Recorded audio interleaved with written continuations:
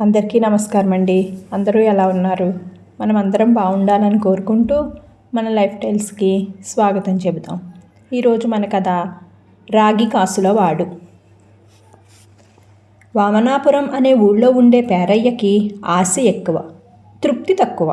ఉన్న ఊళ్ళోనే నోట్లోకి 4 వేళ్ళు వెళ్తున్నా అది చాలదనిపించి ఇంకా సంపాదించటం కోసం పట్నం బయలుదేరాడు. తన తోడుగా రమ్మని పొరుగింటివాడైన వీరయ్యని బ్రతిమలాడాడు. వీరయ్యకి ఆశ తక్కువ, తృప్తి ఎక్కువ. ఉన్న దాంట్లో హాయిగా ఇక్కడే బ్రతుకుదామని ఉన్నప్పటికీ పేరయ్య బ్రతిమలాడుతూ ఉంటే కాదనలేక సరేనని తను కూడా బయలుదేరాడు. ఇద్దరూ కాలినడకన కొంత దూరం వెళ్ళేసరికి దారి పక్కన స్పృహ తప్పిపడి ఉన్న బైరాగి ఒకడు కనిపించాడు. పేరయ్య అయితే, దారిన పోయే తద్దినం మనకెందుకు, మన దారిన మనం పోదాం అన్నాడు. కానీ వీరయ్య ఒప్పుకోలేదు. అతడు కాస్త దూరంలో ఉన్న కొలను దగ్గరికి వెళ్ళి దోసిల్లో నీళ్లు పట్టి తెచ్చి బైరాగి ముఖం మీద చల్లాడు. బైరాగి లేచి కూర్చొని, మీరు నాకు చాలా సహాయం చేశారు, మీకేదైనా ప్రత్యుపకారం చేయాలని ఉంది అని అన్నాడు.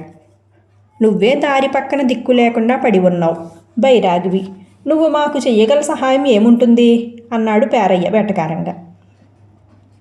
నా దగ్గర మహిమగల బరిణెలు 2 ఉన్నాయి. వాటిలో ఒకటి రోజుకొక బంగారు కాసునిస్తుంది, ఇంకొకటి రోజుకొక రాగి కాసునిస్తుంది. వీటిని నేను ఉపయోగించుకోకూడదని నియమం. అర్హుల కోసం అన్వేషిస్తూ ఈ రోజున ఇలా దారి పక్కన స్పృహ తప్పి పడిపోయినట్లుగా నటించాను. ఎందరో నన్ను దాటి వెళ్ళిపోయారు, కానీ మీరు మాత్రం నాకు సహాయం చేశారు. మీలో నాకెవరు ఎక్కువ సహాయం చేశారో వారు ముందుగా తమకు కావలసిన బరిణను ఎన్నుకోండి.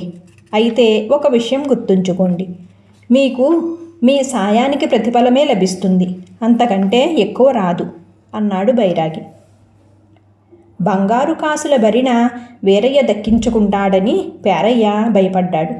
కానీ వీరయ్య మాత్రం మానవ ధర్మంగా, నిన్నాదుకున్నాం, కానీ ప్రతిఫలాన్ని ఆశించి కాదు.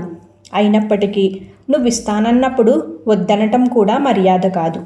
మేము ఈ రోజున ఈ దారిలో ప్రయాణం చేయటానికి కారణం పేరయ్య. ముందుగా పేరయ్యే తనకు కావలసిన బరిణను ఎంచుకుంటాడు అని చెప్పాడు. అందుకు పేరయ్య ఎంతో సంతోషించి వెంటనే రోజుకొక బంగారు కాసునిచ్చే బరిణను ఎంచుకున్నాడు. బైరాగి వీరయ్యకి రాగి కాసులనిచ్చే బరిణను అందచేశాడు. బైరాగి పేరయ్యతో, ప్రయాణానికి తోడుగా వీరయ్య వంటి సత్పురుషుణ్ణి ఎంచుకోవటం వల్ల నీకు ఈ అదృష్టం లభించింది. సత్పురుష సాంగత్యం వీడవకుండా ఎల్లకాలం మంచి పనులే చేస్తూ నీ అదృష్టానికి మెరుగులు దిద్దుకో అని సలహా ఇచ్చాడు. పేరయ్య వీరయ్య తమ ప్రయాణాన్ని కొనసాగించారు. అప్పటికి పేరయ్య దగ్గర బరిణ ఇచ్చిన బంగారు కాసు ఒకటి ఉంది, వీరయ్య దగ్గర రాగి కాసు ఒకటి ఉంది. వాళ్ళిద్దరూ 2 రోజులు ప్రయాణం చేసి పట్నం చేరుకున్నాక పేరయ్య వీరయ్యతో, ఇక మనం విడిపోక తప్పదు. నా దగ్గర బంగారు కాసులుంటాయి కాబట్టి రక్షణకు మంచి ఇల్లు, కాపలా కావాలి. నీవు రాగి కాసుల వాడివి కాబట్టి రాత్రిపూట రోడ్డు పక్కన పడుకున్న ప్రమాదం ఉండదు. నేను కోరుకున్న జీవితం నేను జీవిస్తాను, నువ్వు కోరుకున్న జీవితం నువ్వు జీవించు అన్నాడు. వాళ్ళిద్దరూ ఆ విధంగా విడిపోయారు. అక్కడే 3 సంవత్సరాలు గడిచాయి. అప్పటికి పేరయ్య చక్కని మేడ కట్టుకొని వైభోగంగా జీవిస్తున్నాడు. వీరయ్య మాత్రం కష్టపడి పని చేసుకుంటూ పొట్ట పోషించుకుంటూ రోజులు వెళ్ళబుచ్చుతున్నాడు. బరిణ ఇస్తున్న రాగు కాసులను భద్రంగా దాచుకునేవాడు వీరయ్య. వాటిని మూటగట్టి మొలం దోపుకునేవాడు వీరయ్య. సాటి మనిషికి సహాయపడటం వల్ల కలిగిన ప్రయోజనం తానెప్పుడూ మర్చిపోకూడదని అనుకునేవాడు. వీరయ్య మొలను ఉండే మూట చాలామందిని ఆకర్షించింది. ఒకసారి దొంగ ఒకడు ఆ మూటను కాజేసి అందులో రాగు కాసులు మాత్రమే ఉండటం చూసి ఆశ్చర్యపడ్డాడు.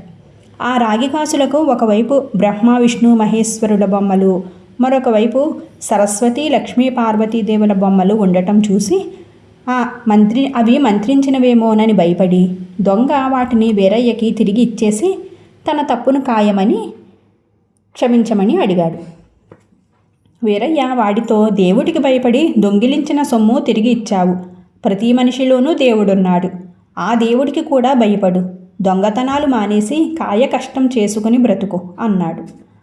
ఆ రోజు నుంచి దొంగలో మంచి మార్పు వచ్చింది. అందుకు తన మాటలు కారణం కాదని, రాగి కాసుల మహిమ వల్లనే దొంగ మారిపోయాడని వీరయ్య అందరికీ చెప్పాడు. వీరయ్య వద్ద ఉన్న రాగి కాసులకు మహిమ ఉన్నదని పేరు వచ్చింది. ఎందరో అతడి దగ్గరికి వచ్చి తమ కష్టాలు చెప్పుకొని అతడి మొలకు ఉన్న రాగి కాసుల మూటను భక్తితో తాకి వెళ్తూ ఉండేవారు.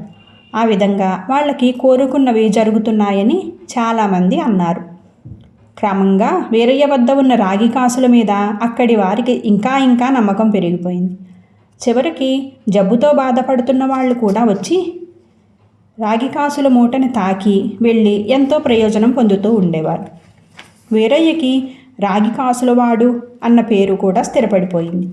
వీరయ్యకి కష్టపడి పని చేసుకుని బ్రతకాలని ఉంది. కానీ తన రాగి కాసులకు వస్తున్న కీర్తి ప్రతిష్టల వల్ల అతడికి పని చేయటానికి సమయం దొరకటం లేదు. పైగా ఎందరో కానుకలిస్తామంటూ వస్తున్నారు. వీరయ్య ఆలనా పాలనా చూసుకునేందుకు చాలామంది భక్తులు ముందుకు వచ్చారు. వాళ్లల్లో భాగ్యవంతులు కూడా చాలామంది ఉన్నారు. ఇదంతా పేరయ్య గమనిస్తూనే ఉన్నాడు.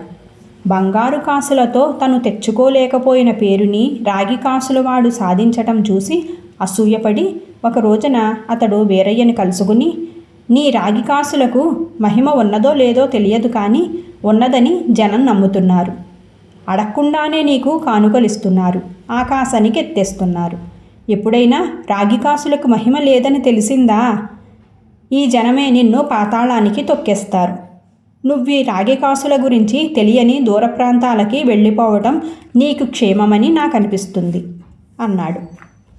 వీరయ్య ఈ సలహాకు ఎంతో సంతోషించి, జనం నన్ను పాతాళానికి తొక్కేస్తారని భయం లేదు, కానీ నాకు ఎక్కడైనా కష్టపడి పని చేసుకోవని బ్రతకాలని ఉంది. అందుకు వీలుగా ఉన్న కొత్త చోటుకు వెళతాను అని ఆ రాత్రికి రాత్రే పట్నం విడిచి బయలుదేరాడు. వీరయ్య ఉంటున్న దేశపు రాజు అగ్నిసేనుడు. ఆయన భార్య జ్వాలాముఖికి కొంతకాలంగా అంతుచిక్కని జబ్బు చేసి మంచం పట్టింది. ఆస్థాన వైద్యులు ఎంత ప్రయత్నించి ఎన్ని రకాల మందులు వాడినా ఆమెకు వ్యాధి తిరుగుముఖం పట్టలేదు. ఈ సంగతి విన్న బైరాగి రాజును కలుసుకొని, రాజా, నీ భార్యను పట్టి పీడిస్తున్న వ్యాధి గురించి విన్నాను. ఆ వ్యాధి నయమయ్యే మార్గం చెబుతాను, విను. త్రిమూర్తులు, వారి భార్యలు ముద్రించబడిన 1000 రాగి నాణాలు గల ఒక గంగాళంలో ఉంచి, ఆ గంగాళంలో నీరు పోసి ఆ నీటితో మహారాణిని స్నానం చేయిస్తే ఆమెకు స్వస్థత చేకూరుతుంది. ఆ నాణేలు గల వీరయ్య అనే సత్పురుషుడు రేపే ఇటువైపు వస్తున్నాడు అని చెప్పి అక్కడి నుంచి వెళ్ళిపోయాడు. మార్గం మధ్యలో బైరాగి కనిపించగానే వీరయ్య తాను బయలుదేరిన ఉద్దేశం చెప్పాడు. బైరాగి అతనికి మహారాణి ఆరోగ్యం గురించి చెప్పి అక్కడికి వెళ్ళమని అన్నాడు. వీరయ్య రాజధానికి వెళ్ళి రాజును దర్శనం చేసుకున్నాడు. మహారాణి వ్యాధి నయం చేయటానికి బైరాగి చెప్పినట్లే చేసి తర్వాత చిన్న కుంపటి రగిలించమని తన వద్ద ఉన్న నాణేలను భరిణతో సహా అందులో పడవేశాడు. మహారాణి క్షణాలలో ఆ వ్యాధి నుంచి విముక్తురాలైంది. రాజు ఎంతో ఆనందపడి వీరయ్యని ఏం కావాలో కోరుకోమన్నాడు. అందుకు వీరయ్య, మహారాజా, నాకు కష్టించి సంపాదించిన దానితో తృప్తిగా కాలం గడపాలని తప్ప మరిక వేరేక కోరికలేమీ లేదు. కానీ నా దగ్గర ఆ రాగి కాసుల భరిణ ఉన్న కారణంగా అలాంటి అవకాశం లభించటం లేదు. అందుకే ఆ భరిణను కూడా నిప్పులలో పడవేశాను అన్నాడు. ఆ జవాబు వింటూనే రాజు ఎంతో గౌరవపూర్వకంగా వీరయ్య 2 చేతులు పట్టుకొని, నీలాంటి పరోపకారి సత్పురుషుడు ఏ పట్టణానికైనా అధికారిగా ఉండటం ఆ ప్రజలు చేసుకున్న భాగ్యం అనుకుంటున్నాను. నీకు నువ్వున్న పట్టణ అధికారి పదవిని ఇస్తున్నాను, కాదనకు అన్నాడు. ఆ విధంగా వీరయ్య తనను రాగి కాసులవాడిగా గుర్తించిన పట్టణానికే అధికారి అయ్యాడు. తనకింత అదృష్టం కలగటానికి పేరయ్యే కారణమని భావించిన వీరయ్య స్వయంగా వెళ్ళి అతనికి కృతజ్ఞతలు చెప్పాడు. అప్పుడు పేరయ్య, నేనే నీకు కృతజ్ఞతలు చెప్పాలి. నాకే అదృష్టం పట్టినా అది నీ వల్లే. నీకే అదృష్టం పట్టినా అది నీ మంచితనం వల్లే తప్ప డబ్బుతో అన్నీ సాధించవచ్చు అని అనుకున్నాను. అది సరికాదు. మంచితనం, పరోపకారి బుద్ధితోనే అది సాధ్యం అని నిరూపించి నువ్వు నా కళ్ళు తెరిపించావు. ఈ రోజు నుంచి నేను నీలాగా ఉండటానికి ప్రయత్నిస్తాను అని అన్నాడు. కథ సుఖాంతం. Thank you for watching guys. Friends, మన కథను లైక్ చేయండి, షేర్ చేయండి. ఇంకా ఇలాంటి మరెన్నో మంచి కథల కోసం మన ఛానల్ని విజిట్ చేయండి. Thank you.